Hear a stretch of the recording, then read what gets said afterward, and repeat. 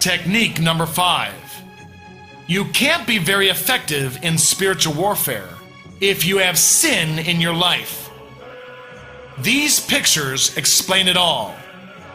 This man is trying to run his race, but he's tied down by sin.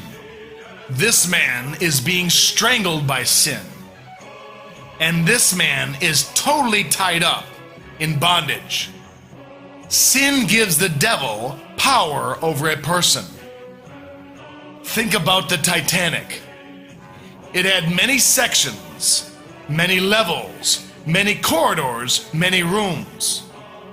So how many rips in the hull did it take to sink the ship? Only one.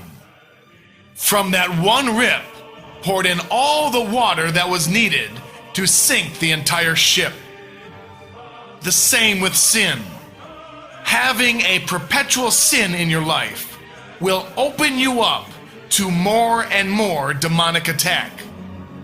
If you're watching pornography or doing masturbation, if you can't control your lusts, or you can't control your rage, or addiction, or rebellion to authority, then you're not ready. Getting into spiritual warfare will be like stirring up a bee's nest.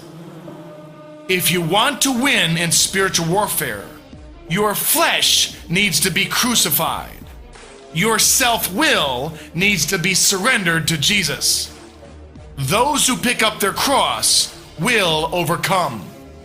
So technique number 5, get the sin out of your life.